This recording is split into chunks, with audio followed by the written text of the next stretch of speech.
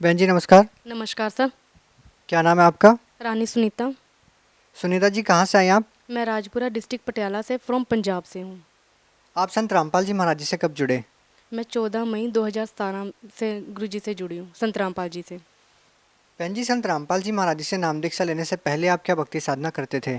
Sir देखिए, मैं 8-9 साल की उम्र में ही परमात्मा की खोज में लगी हुई थी। मैं खुद व्रत उपवास करती थी, मंदिरों की सेवा करती थी।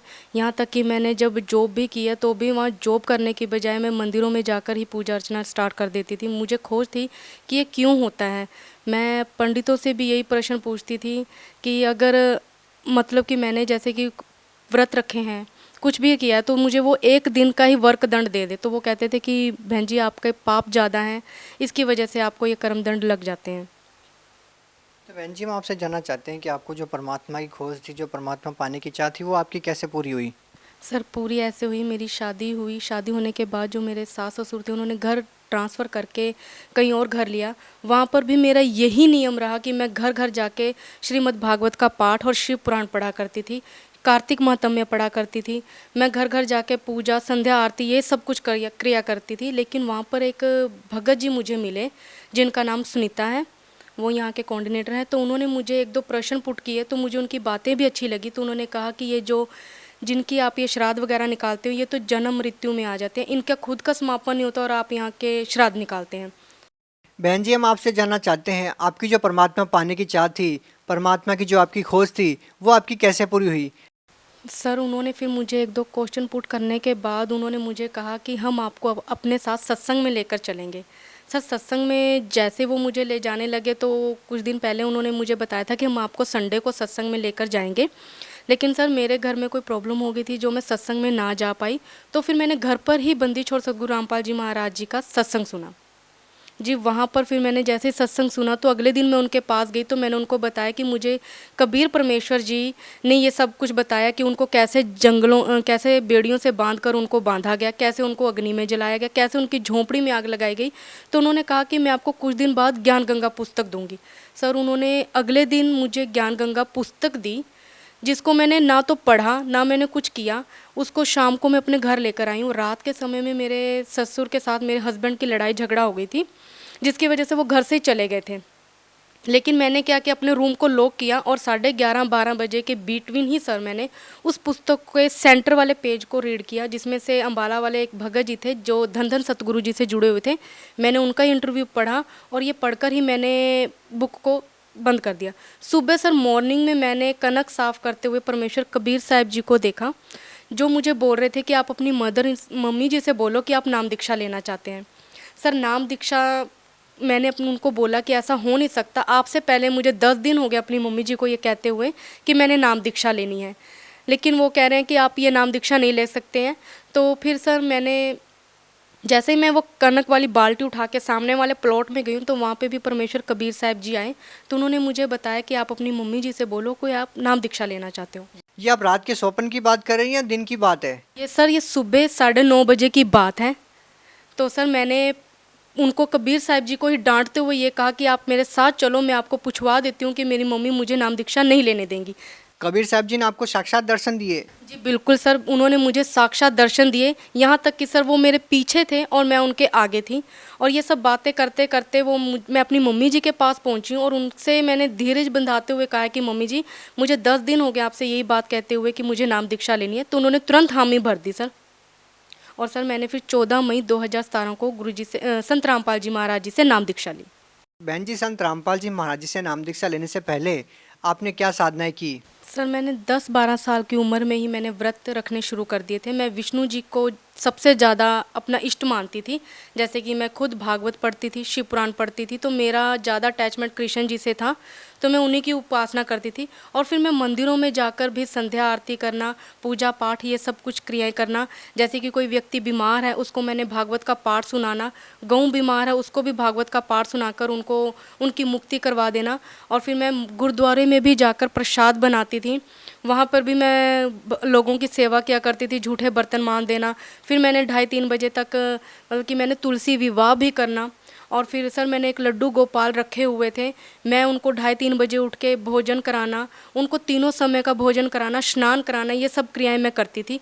फिर मैंने हमारे यहाँ पे एक नलास जिसको बोला जाता है, नलास में जा शिव नलास में जा शिव कैलाश में हमारा ये सिस्टम था। हम नलास में जाके मैं नंगे पाँव अपने घर से नंगे पाँव तक का मैं सफ़र तय करती थी।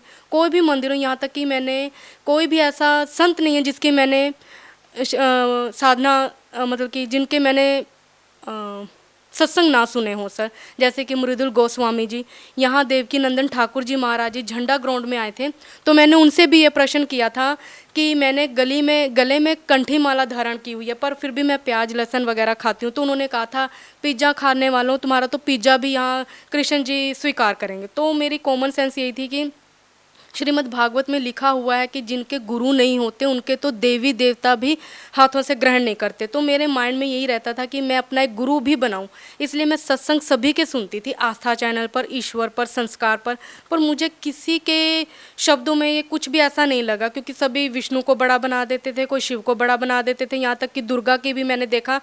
तो फिर मैं ये कहती थी वो मुझे एक दिन का ही फल दे दे। उनके पुत्र की जब गर्दन काटी गई, दुर्गा जी के पुत्र गणपति जी की, तो उन्होंने चंडी रूप धारण कर लिया, लेकिन हमारे दुखों के लिए वो ऐसा क्यों नहीं करते। तो मेरा यही प्रश्न होता रहता था सभी से। तो वो कहते थे बेटा आपके पाप ज़्यादा हैं जिसकी वजह से आपको ये चीज़ें फेस करनी पड़ती हैं। सर मेरे को कहीं पर भी सेटिस्फैक्शन नहीं हुआ कि किसी का भी ज्ञान अच्छा हो जो मेरे क्यों शब्द को ख़त्म कर दे। सर बहन जी, जैसा कि आपने बताया कि आपने इतनी सारी साधनाएं की, उसके बावजूद भी आपको जो परमात्मा पाने की चाह थी वो समाप्त नहीं हो रही थी। तो बहन जी, हम आपसे जानना चाहते हैं कि वो आपकी जो चाह थी वो कैसे समाप्त हुई, और संत रामपाल जी महाराज जी से नाम दीक्षा लेने के बाद आपको क्या लाभ मिले? ये बहुत अच्छा क्वेश्चन किया कि मेरी चाह कैसे ख़त्म हुई। मेरी ये चाह इसी संत रामपाल जी महाराज जी की शरण आने से ही समाप्त हो गई, क्योंकि मैं भागवत उठाती थी तो ये विष्णु जी को ही बड़ा बना देते थे, यानी कि कृष्ण जी को ही बड़ा बना देते थे। मैं शिव पुराण पढ़ती थी तो शिव जी कह देते मैं ही करता हूँ, मैं ही धरता हूँ, मैंने ये किया, मैंने वो किया। मेरा क्वेश्चन ही नहीं क्यों ख़त्म होता था। लेकिन यहाँ बंदी छोड़ सतगुरु रामपाल जी महाराज जी की शरण आने से मुझे पता चला कि ब्रह्मा विष्णु महेश ये सभी नाशवान हैं, इनका भी आविर्भाव और तिरोभाव होता है, अर्थात ये भी नाशवान है। जैसे मैंने श्रीमद् भागवत में पढ़ा हुआ है कि अर्जुन यदि तू मेरे पास रहेगा तो तुझे युद्ध करना पड़ेगा, लेकिन अगर तू पूर्ण परमात्मा के शरण में जाएगा तो तुझे तेरा आविर्भाव और तिरोभाव खत्म हो जाएगा। यानी कि मेरा खुद का क्यों शब्द जो था वो यहीं आके ख़त्म हो गया कि अर्थात अब मुझे बंदी छोड़ सतगुरु रामपाल जी महाराज जी मिल गए हैं, मेरा क्यों शब्द खत्म हो गया जी। और लाभ मुझे ये हुए कि मुझे माइग्रेन थी, मुझे माइग्रेन से मुक्ति मिली। मैं थोड़ा सा भी सफ़र करती थी मुझे वॉमिटिंग होती थी, मुझे वॉमिटिंग से मुक्ति मिली। और क्या लाभ हुए आपको? सर मुझे मेरी मम्मा जी की डेथ होने के बाद मैंने अपनी मम्मी के भोग का खा लिया था। भोग के खाने के बाद सर मैंने जैसे शुद्धिकरण कराया, शुद्धिकरण कराने के बाद सर मुझे चिकन पॉक्स निकल गया था। आप सभी मुझे देख रहे हैं कि मेरी स्किन पे हल्के हल्के डॉट्स हैं। सर जैसे मुझे चिकन पॉक्स निकला, इनके निकलने के बाद सर मुझे 2 दिन हो गए थे, ना मैं कुछ खा रही थी ना मैं कुछ पी रही थी। लेकिन मेरे घर के मुझे बहुत प्रेशर डाल रहे थे कि तुम्हें हमने झाड़ा ही डलवाना है। सर मैंने उनसे 1 ही घंटा मांगा तो उन्होंने मुझे ये कहा कि तू 2 दिन से कुछ नहीं कर पाई, अब 1 घंटे में क्या करेगी। सर जैसे ही मैंने प्रथम मंत्र मुझे मिला हुआ था, मैंने प्रथम मंत्र का नाम जाप किया। प्रथम मंत्र का नाम जाप करते ही सर मैंने देखा कि बंदी छोड़ सतगुरु रामपाल जी महाराज जी एक बहुत बड़ी किताब लेकर मेरे पास खड़े हैं सफ़ेद कपड़ों में, और उन्होंने मुझे पूछा है कि ये क्या है। तो मैं उनको कुछ बोल नहीं पा रही थी क्योंकि मेरे फेस पे इतना ज़्यादा चिकन पॉक्स हो गया था कि मेरी आंखें भी बंद हो चुकी थी। तो मैं उनको इशारे में बोल रही थी कि आप मेरी तरफ देखो। तो उन्होंने मुझे 2 बार ब्लेस किया। ब्लेस करने के बाद सर मैंने अपनी, ऑलरेडी मेरी आंखें तो बंद ही थी, तो मैंने देखा कि मेरे पैरों के पास काल रूप में एक भैंसा बैठा है जिसने मुझे बोला कि तुम्हारा समय ख़त्म हो गया। सर मैंने ऐसे ही हाथ ऊपर रखा और मैंने बंदी छोड़ सतगुरु रामपाल जी महाराज का ही नाम लिया। तभी बंदी छोड़ सतगुरु रामपाल जी महाराज जी आए और वो मुझे घर से बाहर लेकर खड़े हो गए। जैसे मैंने अपनी आंखें खोली, देखा तो मेरा सारा चिकन पॉक्स दब चुका था। और मैं आपको ये बता दूं, अगले दिन मॉर्निंग में सर मैंने नित्य नियम का पाठ जो हमारे मालिक हमें बताते हैं मैंने वो किया। वो करते हुए ही मैंने जैसे अपनी थाली में खाना परोसा, खाना परोसते ही बंदी छोड़ सतगुरु रामपाल जी महाराज जी दोबारा आए सफ़ेद कपड़ों में। मैं आपको बताऊं, मेरे सामने एक टीवी जिसको LCD बोला जाता है अब लैंग्वेज में, वो मेरे सामने मालिक ने ऑन की और वो एक साइड पे खड़े हो गए और उन्होंने मुझे मेरा सारा कर्म दंड दिखाया कि मैंने कैसे भोग का खाया, कैसे मेरी चाची जी ने मुझे चूड़ियाँ पहनाई, कैसे मेरे छोटे भाई ने मेरे चरण दबाए, कैसे वो सब किया सर। मेरी आंखों से आंसू नहीं रुक रहे थे और मालिक ये सब कुछ मुझे एक टीवी में, जिसको एलसीडी बोला जाता है, उसमें उन्होंने ये सब क्रियाएं मेरी मुझे लाइव दिखाई। सर मैं रो रही थी, मेरी मदर इन लॉ मुझे पीछे से हिला रही थी कि सुनीता तुम कुछ बोल नहीं रही हो और सिर्फ रोए जा रही हो। तो मैंने सिर्फ खाना जो थाली में परोसा होता उसको ख़त्म करने के बाद मैं मालिक के पास दंडोतम किया और अपने गुनाहों की माफ़ी मांगने लगी कि मालिक अब की बार मुझे बख्श दो, मैं दोबारा ऐसा कोई कर्म नहीं करूँगी जी। और कोई लाभ? सर लाभ यही था कि मुझे जो चिकन पॉक्स था उसके दौरान मेरे एक राइट टांग पे एक फोड़ा हो गया था और मुझे चिकन पॉक्स तो दब गया था, लेकिन मेरा एक फेस, ये जो आप देख रहे हैं, मेरा एक जले हुए कागज़ की तरफ फेस हो गया था, जिसकी वजह से मैंने अपने चेहरे को पूरा कवर किया हुआ था। मैं एक बस में सफ़र कर रही थी जहाँ पे मेरे लिए बैठना भी नामुमकिन था। वहाँ पे मैंने 6-7 घंटे का सफ़र भी किया और मालिक बंदी छोड़ सतगुरु रामपाल जी महाराज जी ने मुझे बस में आकर आशीर्वाद दिया। और मैं देख रही हूँ जहाँ जहाँ मालिक जा रहे हैं मैंने नज़र वहाँ पीछे तक दौड़ाई। मालिक फिर से शुरू हुए मेरे सामने से और मुझे फिर से आशीर्वाद देते देते पीछे की तरफ गए। तब से भगत जी मालिक की दया से, परमात्मा बंदी छोड़ सतगुरु रामपाल जी महाराज की दया से मेरा आप फेस देख रहे हैं, मेरे को बहुत ज़्यादा इम्प्रूवमेंट है मेरी स्किन में भी सर। और कोई लाभ संत रामपाल जी महाराज जी से नाम दीक्षा लेने के बाद? सर लाभ तो मैं बता चुकी हूँ कि मुझे मालिक ने इतने लाभ दिए कि सच में रोज़ मालिक की दया, परमात्मा बंदी छोड़ सतगुरु रामपाल जी महाराज जी की दया इतनी होती है कि सच में मैं बता नहीं सकती। लेकिन फिर भी सबसे बड़ा लाभ यही है कि मुझे मेरे मोक्ष का रास्ता मिल गया है, जिस क्यों के लिए मैं जगह जगह घूमती थी सर। मैंने बाइबल भी रीड की, शिव पुराण भी पढ़ा, श्रीमद् भागवत का पाठ भी करती थी। मैं सभी लोगों को नर्क में डालती जा रही थी कि ये करने से ये हो जाता है, ये करने से ये हो जाता है, लेकिन मूर्ख बना बना के मैंने भी लोगों को छोड़ दिया, जबकि मुझे खुद को ज्ञान नहीं था कि ये तमोगुण और ये सतोगुण ब्रह्मा विष्णु महेश भी नाशवानी है और मैं सभी को इन्हीं की भक्ति करने के लिए बोल रही थी सर। अब मेरा क्यों शब्द भी ख़त्म हो गया सर। बहन जी, हम आपसे जानना चाहते हैं कि पहले आप सभी प्रकार की पूजाएं करते थे और आप और लोगों से भी करवाते थे, लेकिन आपको कोई लाभ नहीं मिला और आपकी जो परमात्मा पाने की चाह थी वो पूरी नहीं हो रही थी। लेकिन जब आप संत रामपाल जी महाराज जी से नाम दीक्षा लेते हैं तो आपकी जो परमात्मा पाने की चाह थी वो भी पूरी हुई और आपके जो दुख थे उनका भी निवारण हुआ। तो बहन जी, हम आपसे जानना चाहते हैं कि पहले जो साधनाएं आप कर रहे थे उन साधनाओं को करने से आपको लाभ क्यों नहीं मिला? क्या आप साधना ठीक से नहीं कर पा रहे थे या फिर इसका कोई और रीज़न है? सर साधना ही मेरी गलत थी, क्योंकि मैंने खुद ने जैसे भागवत पढ़ी है तो भागवत में कृष्ण जी ने कहा है कि जिनके गुरु होते हैं, जैसे कि दत्तात्रेय के 24 गुरु थे, अंतिम गुरु उन्होंने परमेश्वर कबीर साहिब जी को बनाया, तब उनको मुक्ति मिली। मैंने खुद ने पढ़ा हुआ था, यहाँ तक कि मैंने शिव जी को भी गुरु बनाया था। मैं कार्ड लाना भूल गई हूँ, वरना मैं आपको दिखाती। शिव जी को मैंने गुरु बनाया क्योंकि मुझे इतना मालूम था कि शिव जी विष्णु जी को ध्याते हैं और विष्णु जी शिव जी को ध्याते हैं।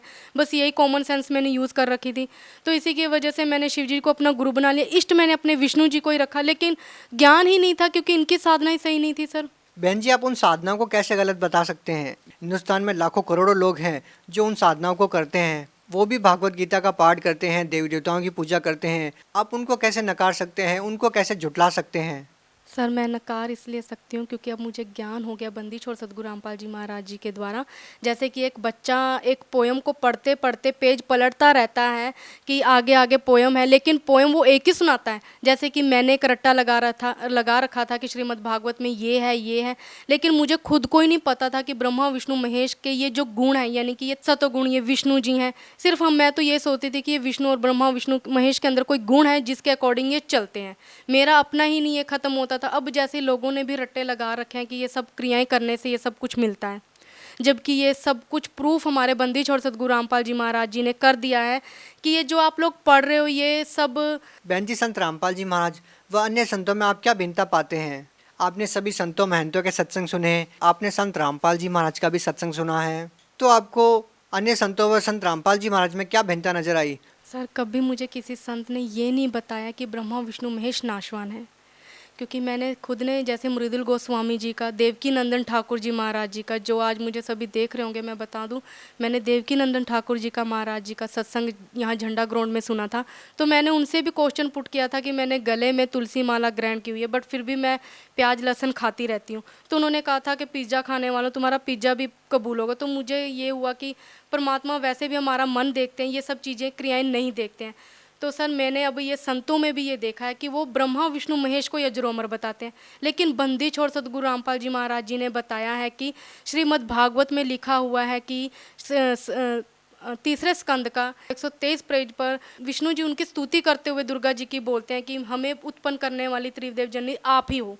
तो शिवजी जी भी यही कहते हैं कि अगर आप ही ब्रह्मा विष्णु महेश जी की उत्पत्ति करने वाली हो तो क्या मैं तमोगुणी लीला करने वाला संतान विष्णु शिव जी आपकी संतान नहीं हूँ, अर्थात मुझको भी उत्पन्न करने वाली तुम ही हो शिव। इससे सिद्ध होता है सर कि ये नाशवान है और ये साधु संत जो दूसरे हैं नकली हैं वो हमें इन्हीं की साधना करने को बता रहे हैं, लेकिन बंदी छोड़ सतगुरु रामपाल जी महाराज जी ने ये डिफाइन कर दिया है कि ये नाशवान है, सही ये है और गलत ये है, मतलब कि हमें ज़मीन आसमान का फ़र्क बता दिया सर।